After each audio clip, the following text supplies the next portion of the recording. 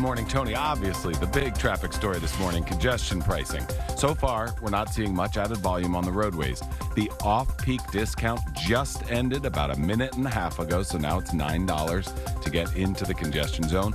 Taking a live look at the George Washington Bridge, traffic is moving well through the toll plaza to the inbound upper and lower levels.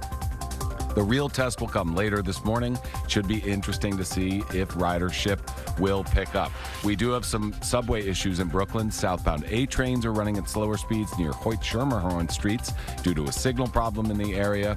Everything else running on or close to schedule for Metro North, LIRR, New Jersey Transit, and PATH trains. Alternate side parking is suspended for 3 Kings Day, but you still have to pay the meters. Chris and Mary, back to you.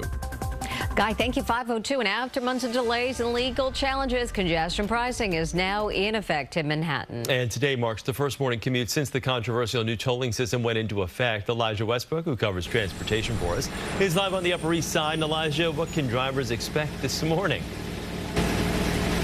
Hey there, good morning to you, Chris and Mary. So for now, I mean, you likely won't notice much of a difference from, let's say, just days ago, right? Those tolling gantries you see there behind me, they've been up for several months at this point. But the only change is that you will now be charged $9 to enter the central business district. And so right there on your screen, you can see another look of those tolling gantries. $9 during peak hours. It's $2.25 overnight. Drivers taking the Holland or Lincoln tunnels will get a $3 rebate at peak hours only. Taxi riders will pay a new 75-cent surcharge, but it's double if you take an Uber or Lyft. And trucks are paying the most. One you just heard pass by, the largest, it's about $21.60 at peak. Now, we know that this money is expected to help fund the city's public transit system and help pay for large-scale projects such as the 2nd Avenue subway. $15 billion a year is what transit leaders are expecting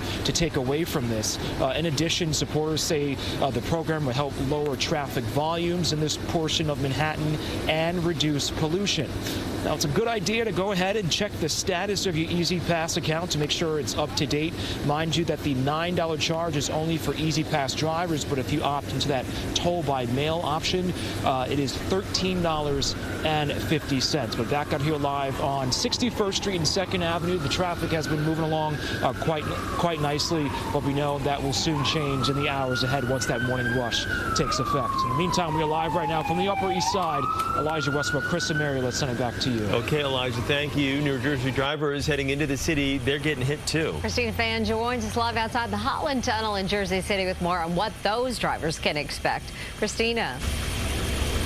Well, Mary and Chris, everyone knows just how badly traffic can build up in front of the Holland Tunnel. So it'll be interesting to see if the congestion will improve this morning, especially considering the fact that New Jersey drivers are being hit with a double whammy today. In addition to the congestion pricing tolls, the Port Authority of New York and New Jersey also coincidentally chose this past weekend to hike the prices of its bridges and tunnels by 3%. That means a peak hour trip into the city will now cost you $22.06. That is a whopping $6.68 more than before. New Jersey officials have tried until the last possible minute to fight this off, citing environmental concerns, but to no avail. On Friday, a federal judge denied the Garden State's request for a temporary restraining order. Attorneys have vowed to appeal, but as we all know, the tolling's already begun. It goes without saying congestion pricing is highly unpopular in New Jersey, where many suburban drivers feel they are being punished over MTA mismanagement. Now, the one reprieve drivers do have, as you heard Elijah mention, is if you use the Lincoln or Holland tunnels, you will receive a $3 toll credit. But those who choose to use the George Washington Bridge, you are out of luck. No discount for you there. For now, reporting live from Jersey City, Christina Fan. Chris and Mary, back to you. Christina, thank you. The MTA hopes more people will ditch their cars and hop on the subway, but will they? Doug Williams joins us from the Court Square subway station on Long Island City, Queens with more. Doug?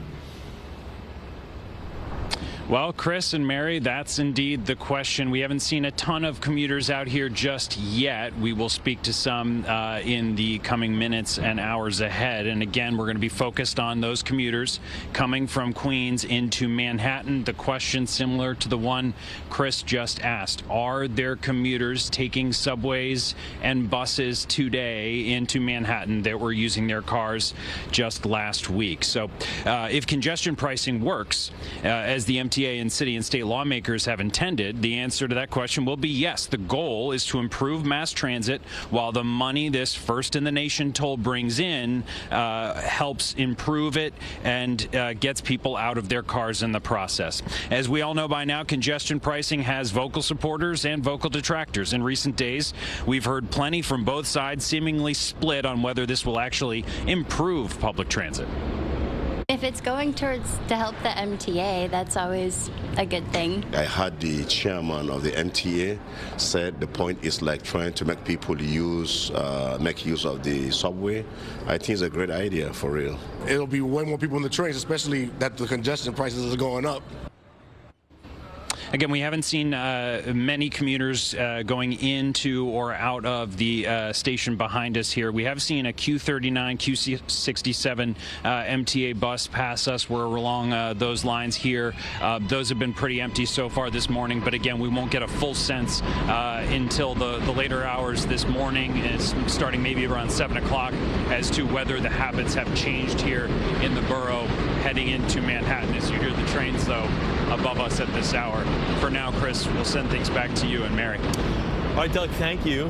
One big question this morning, will more Long Island commuters be parking their cars and taking the train? Let's go now to Hannah Kliger. She's live at the Long Island Railroad Station at Mineola this morning. Hannah. Good morning, Mary. Chris, we're on the station platform right now. Still quiet, still dark out here, but we're expecting things to get a lot busier as the morning progresses, and expecting drivers to come in to the parking lot. You can see behind me, leave their cars and get onto the train. That would be different from a commute that they would be taking just last week. And of course, we're going to be here tracking it all. There are some perks for commuters who choose to opt to take public transit now that congestion pricing has begun. This weekend was the start of a new initiative where monthly LIRR and Metro North tickets will be honored at all stations regardless of what's printed on the ticket. And Saturday was the start of the MTA's winter weekend discount program, which will run until the end of March, which means monthly ticket holders can bring up to 2 guests on board with them for $1 each. MTA says over time, customers can also expect to see improvements in their commute on the LIRR.